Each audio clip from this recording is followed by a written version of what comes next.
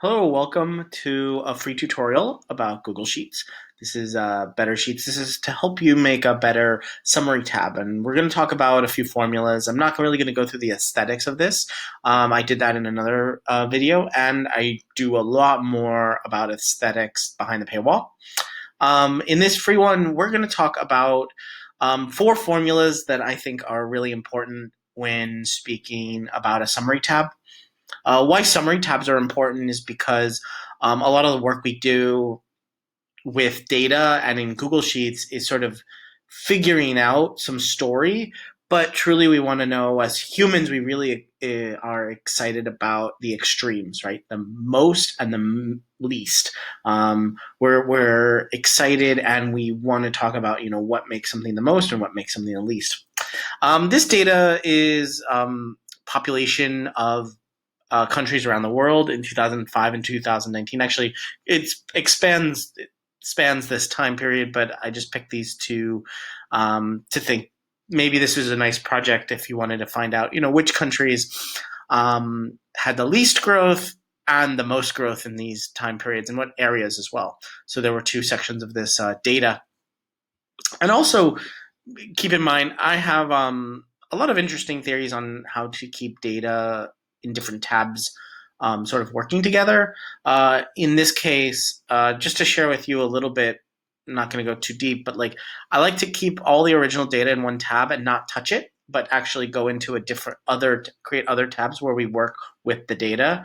That way, if you want to replicate this in this kind of formulas again and again, you don't have to mess with the formulas. You have to just mess with the underlying data. And you can create updates to these kinds of things. And I like to keep the tabs pretty simple, not naming them really crazy stuff. And then also, I like creating summary tabs because a lot of the work that I do is with executives who really just want to have the answers to their questions. They don't want to see all the work, but if they want to see the work, it's available to them in a tab called Work. And yeah, so why I like minimum and maximum, and in this case, the two formulas I want to start off with are min and max. Here, let me show you this work table. So this work table I created, I just grabbed each area, the total population it had in 2005 and 2019, took a delta of it, just simple subtraction. And then I also took that number and divided it by the 2005 number to figure out what percentage growth did they have between 2005 and 2019. And so this is ranked as the top 30 rows are areas, and then from Poland, Afghanistan down, we have all countries. So we have two sets of information here, and I separated them but kept them color-coded to make it very clear, and I'm not going to go into aesthetics too much, but I wanted to make it very clear that these do have a relationship, even though it's the area and the country here. They're labeled differently.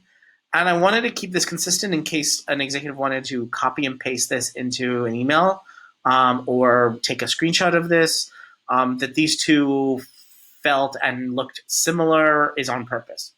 Summary tabs aren't meant to sort of be garish. They're meant to tell a story, right? So we have minimum on the top and maximum on the bottom. Obviously, you may want to switch these around, maximum on top. But what's really good is that in this one formula, and I'll show it to you, equals max. So maximum is just MAX, and you just give it a range, and it'll find you the maximum. But that's not the only way that it's really helpful. So how did I also get this? So if I found the maximum with this formula, how did I find another sort of the country or the area that it represented, right? And this, I did it with two separate formulas to show you that you can do this in multiple ways. One is index match, which I go into great detail but in the paywall at Better Sheets, because it's one of the most fascinating and amazing formulas I've ever seen and it's a combination of the index formula and the match formula, and I go into great detail. But essentially, what I'm using the max here for is I'm asking what row is this on. So I could have absolutely done this, right? Just taken D6 and said, okay, in the match formula, I'm asking of this column, where is that? Which row is it? That's 55.62. I have to be very confident that there's only one. So you should absolutely do a gut check of this information. So you should do this on your own. Just look, okay, one of one. Do a Command F. Just double check it. And why that is because match is going to give you the first match, and I put a 0 here to say, okay, give it me a exact match, not that very first one. It's not in order, but give me an exact match. And when I get that match, it gives me a number, 5. What that means is that it's on the 5th row of this of the range that I've asked it to. So it should be row 9. Let's see. Oh, it must be row 8. Yeah. So row 1 is 4, and then the 5th row of that will be 8. So 4, 5, 6, 7. Do the math on your head. And so what is important when you do index match as well is to make sure that the range of your index is exactly the same as your match, so that this is getting the fifth row of this range, and I want to get what is in column A. So all I have to know is these two columns. I don't have to know what's in between. I don't have to do anything to it. I just can get what is in the 5th row of this range, and that's what index is for. The middle, so it takes 3 arguments. So if you see this is the same exact thing. I just programmatically found this number, right? So the 5th row of this range, and this one is a column. So I could have done it that, and I get the same exact answer. See it as doing a match. And that's index match. I go way into more detail in the page, but I think it's a really cool thing to know, and really, it looks really complicated, but once you really understand that the minimum amount of information here, you really can use it to great effect. Down here, though, what I did is filter, because there are absolutely times, and in this case, these numbers here are very exact. So I did minimum here, maximum for the top gainer. But what's interesting about filter is that you will get multiple answers if there are multiple answers. Right? Index will give you the top one. Index match will give you the top one. Filter will give them all to you. So if I was looking for like the rank of things and there were ties, right, I would get all of the same rank. And so, but here, it's funny, I'm getting the same answer that I would get with index match, but I'm using this filter formula. And again, I'm just showing you this because I think it's interesting that 2 formulas can get the same result. And it matters a little bit just to know sort of the edge cases.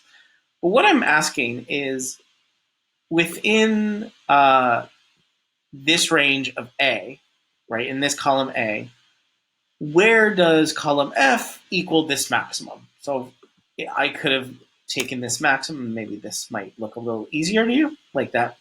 Like just find in column A, filter out everything that does not have this same column F number. That's what filter is doing, right? So knowing that we will get multiple answers, we can do indexes. We can say like, get here, let me do change this on India. So maybe I don't want to have the top gainer, but I want to have like everything that was greater than 1 million. 1, 2, 3, 1, 2, 3. Every country that gained over 1 million, and there they are. So that's a lot of countries, right? Let's do 5 million. Right, that's probably still a lot. Let's do 10 million. Yeah, that should be not as many. There you go. And so that wouldn't look very nice on a summary, all those. So we went with, just the very top one, India, which gained 218 million. So, you might want to make some gut checks when you're creating a summary tab. What fits nicely aesthetically. Again, there's another video, a free tutorial you can watch how to do sort of figure out, give it some space around here, put some colors on, and really change the text so you have some hierarchy to really understand so that the data tells you one story and that the hierarchy tells you that same exact story. It helps tell that story of, okay, this is red, these are green, this is bad, this is good, this lost population, this gained population. Maybe that's good or bad. And watch in another tutorial, a free one, I talk about security. So like sometimes when you're sending sort of these summary tabs and this work and it's all within the same sheet, you may want people to be able to edit this, or you may not want them to edit it, or you may want to choose what they can edit. And I share some really interesting security tips with you just to keep your data secure, how to keep the information you get secure, but also how to just like tell your version history, like to see what changed and maybe who changed something, just in case that does happen. So check that out. Thanks for watching this really quick introduction to these formulas: minimum, maximum, index match, and filter. Thanks so much.